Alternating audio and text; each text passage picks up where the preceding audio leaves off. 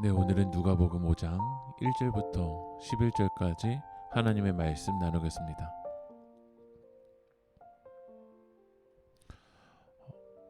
오늘 3절 말씀을 보면 예수께서 한 배에 오르시니 그 배는 시몬의 배라. 육지에서 조금 떼기를 청하시고 앉으사 배에서 무리를 가르치시더니, 예수님은 시몬의 배에서 하나님의 말씀을 가르치십니다. 배가 삶의 터전이 하나님의 말씀을 나누는 곳이 되는 거죠. 예수님도 유연하셨습니다. 바울이 감옥에서 하나님의 말씀을 전했던 것처럼 우리 삶의 터전이 하나님의 말씀을 나누고 기도할 수 있는 곳이 되었던 거죠.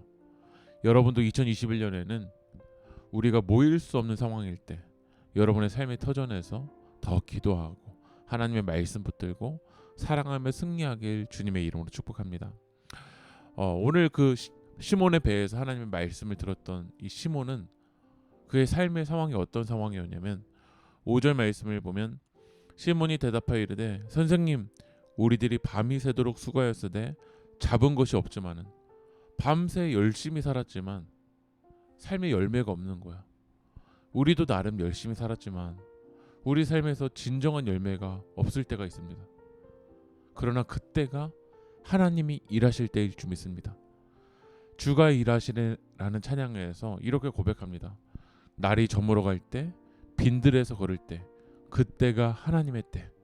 여러분의 삶에서 지금 빈들을 걸을 때, 그때가 하나님이 일하실 때일 줄 믿습니다.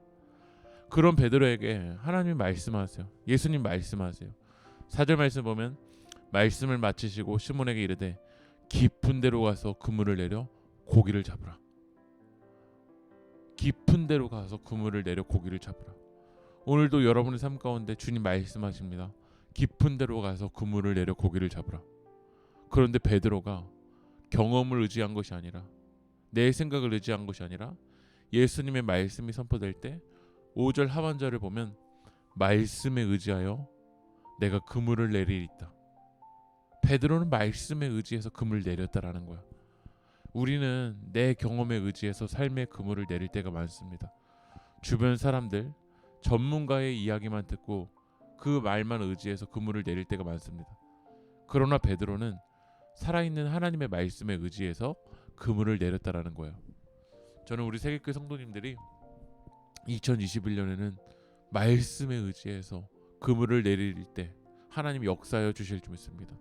말씀에 의지할 때 베드로에게는 어떤 일이 일어났냐면, 6절 말씀을 보면 그렇게 하니 고기를 잡은 것이 심이 많아 그물이 찢어지는지라. 그렇게 하니는 말씀에 의지했던 거죠. 말씀에 의지하니까 그물이 찢어집니다. 여러분의 삶에 그물이 찢어질 때는 말씀에 의지할 때야. 하나님의 말씀은 날성 검보다 예리합니다. 우리 삶은 말씀에 의지해야 여러분의 한계를 뛰어넘는 역사가 일어날 줄 믿습니다. 말씀에 의지하여서 열매를 맺어갈 때 베드로는 예수님 앞에 엎드려요. 그리고 예수님 앞에 이렇게 고백합니다. 8절에 시몬 베드로가 이를 보고 예수의 무릎 앞에 엎드려 이르되 주여, 나를 떠나소서, 나는 죄인이로소이다 하니. 이것이 말씀 앞에 직면한 사람의 제대로 된 반응입니다. 더 기적 일으켜 주세요가 아니라 말씀 앞에 제대로 서면 우리의 실제가 드러납니다. 우리가 얼마나 연약한 죄인인지, 하나님의 은혜 없이는 살 수 없는 존재임이 그 하나님의 말씀 앞에 직면할 때 드러난다라는 거예요. 주님, 나를 떠나세요, 나는 죄인입니다 라고 고백한 베드로에게 오히려 예수님은 새로운 사명을 주십니다. 그것은 10절 말씀에 세베대 아들로서 시몬의 동업자인 야고보와 요한도 놀랐음이라. 예수께서 시몬에게 이르시되 무서워하지 말라, 이제 후로는 내 사람을 취하리라 하시니. 예수님이 새로운 사명을 주세요. 이제 주님은 사람을 취하라. 베드로야, 사람을 취하라. 다시 말하면 사람을 낚는 어부가 되라는 사명을 주신 거죠. 새로운 사명을 만날 때 베드로는 11절에 보면 그들이 배들을 육지에 대고 모든 것을 버려두고 예수를 따르니라.